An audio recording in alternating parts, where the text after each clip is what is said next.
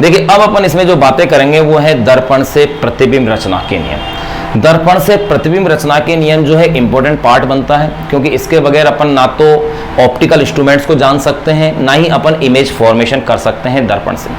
अब तो देखिए दर्पण से प्रतिबिंब रचना के लिए 4 किरणें हैं। उन 4 किरणों में से कोई सी भी 2 किरणें दर्पण से परावर्तन के पश्चात जिस बिंदु पर मिलती हैं अथवा मिलती हुई प्रतीत होती है, वही प्रतिबिंब का क्या होगा, निर्माण होगा। 4 किरणों में से कोई भी 2 किरणें, ध्यान रहे मैं फिर से बता रहा हूं कि दर्पण से परावर्तन के पश्चात, अगर परावर्तन से पूर्व कहीं मिल रही है तो वहां प्रतिबिंब निर्माण नहीं माना जाएगा। अब वो 4 किरणें कौन कौन सी हैं? नंबर 1, पहली किरण है मुख्य अक्ष के समानांतर आपतित किरण। दूसरी जो किरण है वो है फोकस से गुजरने वाली किरण, और तीसरी है वक्रता केंद्र C से होकर गुजरने वाली किरण, और चौथी है वो किरण है दर्पण के ध्रुव पर आपतित होने वाली किरण। तो इन 4 किरणों के बारे में अपन जाने तो ध्यान रहे, अगर किरणें वास्तव में मिल रही हैं तो प्रतिबिंब वास्तविक होगा, और वास्तविक प्रतिबिंब सदैव कैसा होगा, उल्टा होगा। और अगर किरणें मिलती हुई प्रतीत हो रही हैं, यानी कि प्रतिबिंब जो बनेगा वो होगा आभासी और सीधा होगा। यानी जो प्रतिबिंब आभासी होगा वो सदैव सीधा होगा, और जो वास्तविक होगा वो सदैव क्या होगा, उल्टा होगा। तो एक एक किरण के बारे में अपन जाने तो देखिएगा। नंबर 1, पहली किरण है मुख्य अक्ष के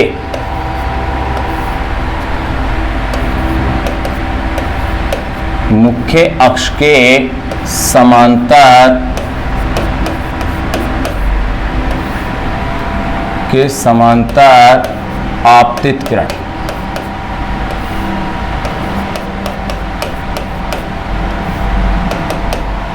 पहली किरण सर्वाधिक काम आने वाली किरण होगी अपने लिए। अब देखिए इसको अपन अवतल दर्पण, उत्तल दर्पण दोनों से देखें।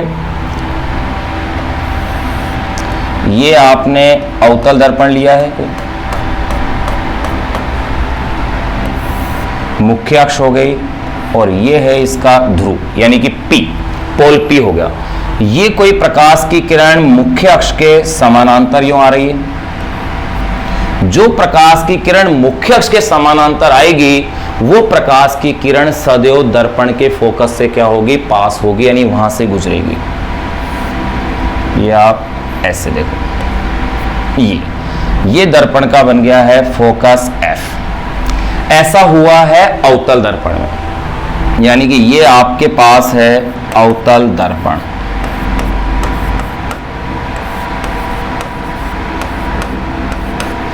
फिर अगर अपन बात करें उत्तल दर्पण की तो देखिएगा उत्तल दर्पण के अंदर किस प्रकार से, ये उत्तल दर्पण है, ये मुख्य अक्ष और ये उत्तल दर्पण का ध्रुव ले दिया है आपने। ये कोई प्रकाश की किरण इसमें मुख्य अक्ष के समानांतर ये आ रही है। अब ये जो प्रकाश की किरण मुख्य अक्ष के समानांतर आई है, दर्पण से परावर्तित होकर के इस प्रकार चल जाएगी।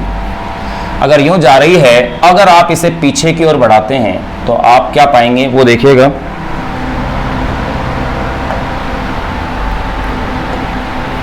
अगर इसे अपन पीछे की ओर बढ़ाते हैं तो ये प्रकाश की किरण यहाँ फोकस से गुजरती हुई क्या हो रही है, प्रतीत हो रही है। तो आपके पास जो नियम आ गया है वो नियम ये बन गया है कि जो प्रकाश की किरण मुख्य अक्ष के समानांतर आपतित होती है वो दर्पण के फोकस से गुजरती है, किसमें, अवतल दर्पण में, अथवा गुजरती हुई प्रतीत होती है उत्तल दर्पण में। अवतल दर्पण में तो गुजरेगी और उत्तल दर्पण में गुजरती हुई प्रतीत होगी। इसका मीन्स ये हुआ कि अवतल दर्पण से प्रतिबिंब वास्तविक बन सकता है, और कैसा होगा, वास्तविक प्रतिबिंब उल्टा होगा। लेकिन उत्तल दर्पण से जो प्रतिबिंब बनेगा वो आभासी यानी कि काल्पनिक होगा, जो सदैव कैसा होगा, सीधा होगा। तो ये अवतल दर्पण था, तो ये आपके पास हो गया है उत्तल दर्पण। उत्तल दर्पण। अब देखिएगा, आप इस पॉइंट को अब नोट कीजिएगा कि नियम अपने पास क्या बन गया है।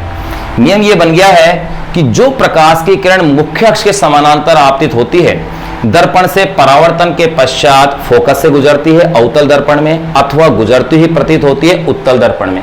अब एक बार इसे राउट डाउन कीजिए। पहले सबसे पहले आप डायग्राम नोट करें इसका एज इट, ऐसे कैसे, क्योंकि डायग्राम के बेस पर ही अपन इसको आगे नोट कर सकते हैं। एक बार आप इसका डायग्राम बनाएं।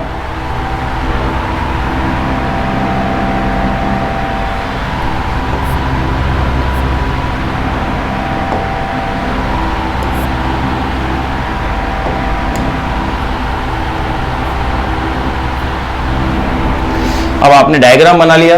अब देखिएगा अपन उस नियम को लिख लें। आप राइट डाउन कीजिए, उसे लिखिएगा। जो प्रकाश की किरण मुख्य अक्ष के समानांतर आपतित होती है, जो प्रकाश की किरण मुख्य अक्ष के समानांतर आपतित होती है, दर्पण से परावर्तन के पश्चात, दर्पण से परावर्तन के पश्चात फोकस से गुजरती है, दर्पण से परावर्तन के पश्चात फोकस से गुजरती है। ब्रैकेट में लिखिएगा अवतल दर्पण में, ब्रैकेट क्लोज, लिखिएगा अथवा गुजरती हुई प्रतीत होती है, ब्रैकेट में लिखिएगा उत्तल दर्पण में। तो क्या बोला, मैं वापस से एक बार रिपीट कर देता हूं आपके लिए। जो प्रकाश की किरण मुख्य अक्ष के समानांतर आपतित होती है, दर्पण से परावर्तन के पश्चात फोकस से गुजरती है, ब्रैकेट में लिखिएगा अवतल दर्पण में, ब्रैकेट क्लोज, अथवा गुजरती हुई प्रतीत होती है उत्तल दर्पण में, ब्रैकेट में लिख दीजिए। तो पहला नियम अपने पास कंप्लीट हो गया है। अब अपन सेकंड की बात करते हैं, दूसरी किरण। नंबर सेकंड अपन जो किरण ले रहे हैं वो है फोकस से गुजरने वाली किरण।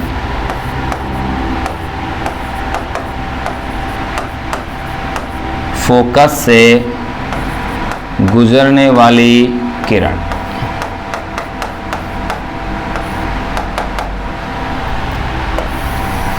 अब देखो, जब भी आप ये डायग्राम देखें या जब भी आप किरण चित्र बनाएं तो ये ध्यान रहे, जैसे ही आप किरण को लेते हैं साथ के साथ उसके एरो का साइन जरूर यूज करें, अदरवाइज कितना चेंज आ जाएगा वो आप अभी नेक्स्ट डायग्राम से आप देखेंगे।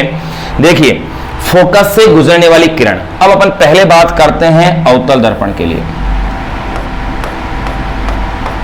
ये आपके पास अवतल दर्पण है, ये इसकी मुख्य अक्ष हो गई, ये इस अवतल दर्पण का ध्रुव P हो गया है, यानी पोल P ले लिया। अब देखिएगा, ये कोई प्रकाश की किरण आपने इसके फोकस से गुजारी है। जो प्रकाश की किरण फोकस से गुजरेगी, देखो ये वाइस वर्सा है इसका, यानी उल्टा है कि जो प्रकाश की किरण मुख्य अक्ष के समानांतर होगी वो फोकस से गुजरेगी, और जो फोकस से गुजरेगी वो मुख्य अक्ष से क्या हो जाएगी, समानांतर हो जाएगी।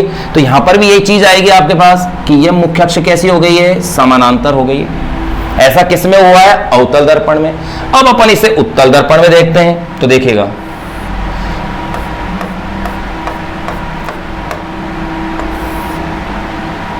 ये उत्तल दर्पण का ध्रुव हो गया। अब देखिए, ये कोई प्रकाश की किरण जो कि दर्पण के फोकस से गुजरती हुई क्या हो रही है, प्रतीत हो रही है,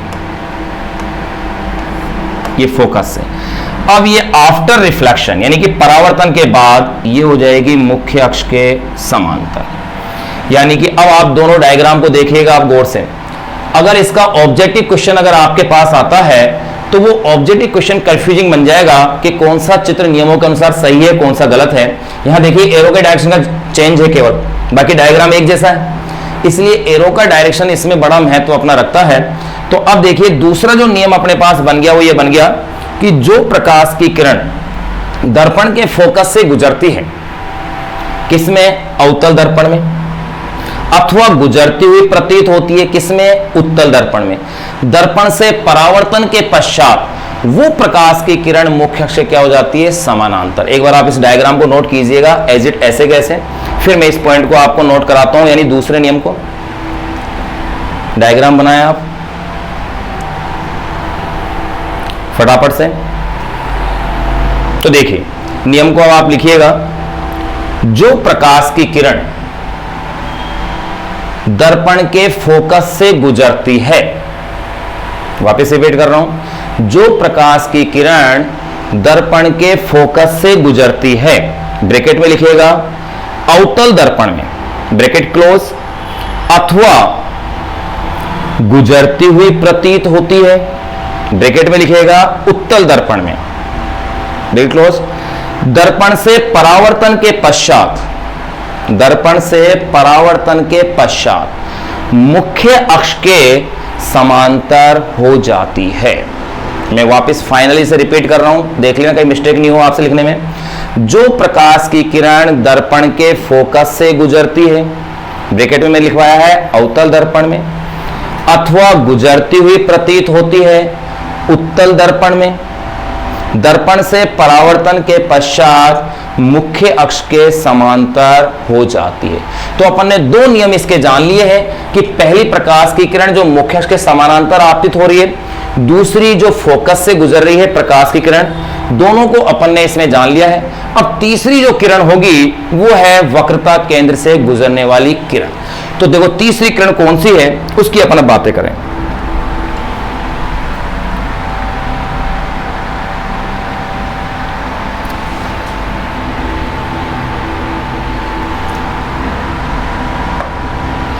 नंबर 3, दो किरणें अपन जान चुके हैं। पहली किरण मुख्य अक्ष के समानांतर वाली और दूसरी किरण जो फोकस से गुजरने वाली। अब तीसरी जो किरण है वो है वक्रता केंद्र से गुजरने वाली, वक्रता केंद्र C यानी सेंटर ऑफ कर्वेचर से पास होने वाली किरण। तो नंबर 3 है अपने पास वक्रता केंद्र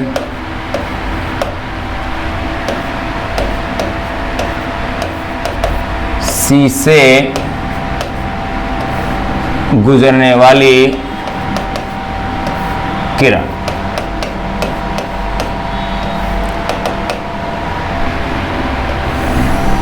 देखिए वक्रता केंद्र C से गुजरने वाली किरण किस प्रकार से। पहले आप लीजिएगा अवतल दर्पण को,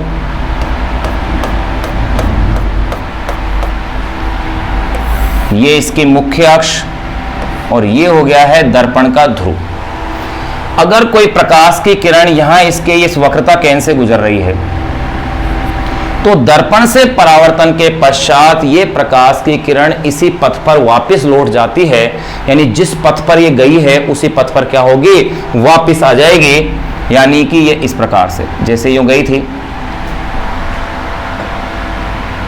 तो देखो वापस से इसी पाथ पर ये प्रकाश की किरण क्या होगी, वापस आ जाएगी।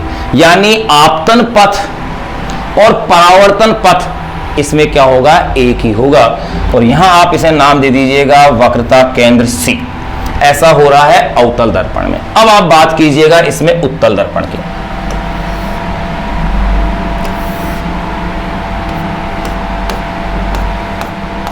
ये देखिए अगर कोई प्रकाश की किरण इसके वक्रता केंद्र C से गुजरती हुई प्रतीत हो रही है, ये वक्रता केंद्र C है, तो आपको पता है नियम यही बन गया कि ये इसी पथ पर क्या होगी, वापस लौट जाएगी, यानी कि ये डायरेक्शन हो जाएगी।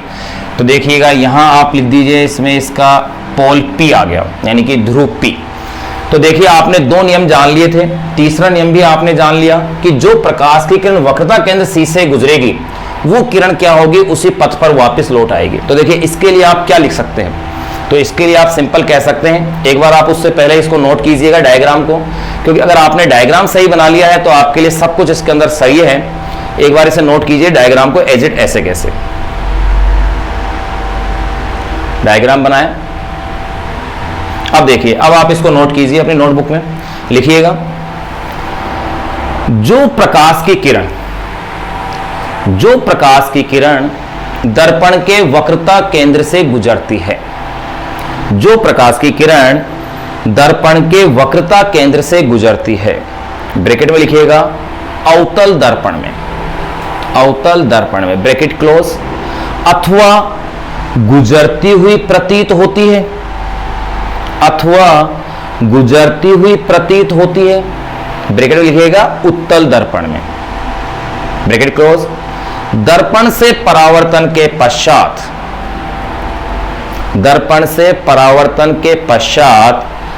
आपतन पथ पर वापस लौट जाती है, दर्पण से परावर्तन के पश्चात आपतन पथ पर वापस लौट जाती है। मैं एक बार फिर से रिपीट कर रहा हूं, जो प्रकाश की किरण दर्पण के वक्रता केंद्र से गुजरती है अवतल दर्पण में, अथवा गुजरती हुई प्रतीत होती है उत्तल दर्पण में, दर्पण से परावर्तन के पश्चात आपतन पथ पर वापस लौट जाती है। तो अपन ने 3 किरणें जान ली है। अब चौथी और लास्ट किरण की अपन बात करें, नंबर 4th एंड लास्ट किरण। चौथी किरण है ध्रुव पर आपतित किरण। दर्पण का जो ध्रुव है, पोल है, उस पर देखो ध्रुव पर आपतित किरण।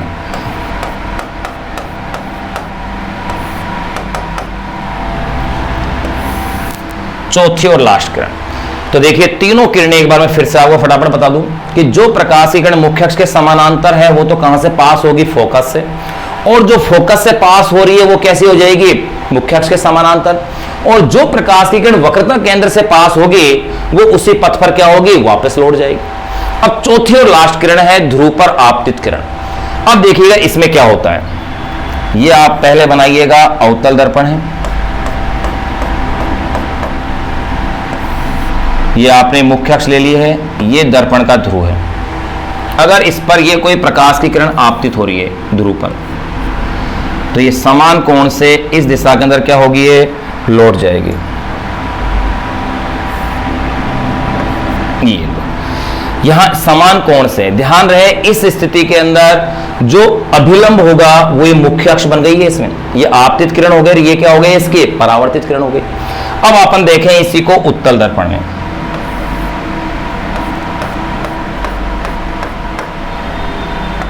ये उत्तल दर्पण, ये उत्तल दर्पण का क्या है, ध्रुव है। अब देखिएगा ये कोई प्रकाश की किरण ये आपतित हो रही है, ये टकरा करके ये वापस इसी पथ पर आ गई, यानी कि अपने पास चार हो गए। अगर इस कोण की अगर आप बात करें तो ये कोण हो जाएगा आपका आपतन कोण I, और ये हो जाएगा परावर्तन कोण R, स्मॉल r। इसी तरह से यहां पर भी देखिएगा ये हो जाएगा आपतन कोण I और यहां हो जाएगा परावर्तन कोण स्मॉल r।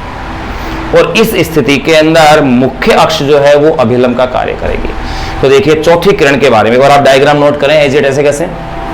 ये अगर आपको किरणें याद हैं, समझ में आ गई हैं, तो अपन इनसे प्रतिबिंब निर्माण अपने लिए बहुत आसान होगा। एक बार आप नोट कीजिएगा, डायग्राम को क्लियर करें आप इसे।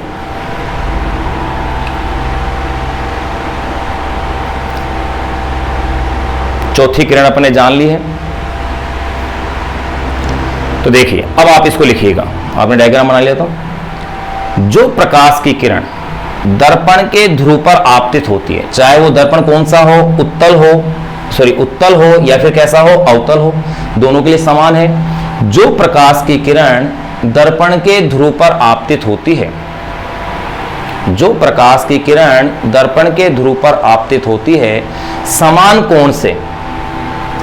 कोण से विपरीत दिशा में क्या हो गई, लौट जाती है। तो यहां अपन ने चार अपने जो है किरणें अपन ने जान ली है।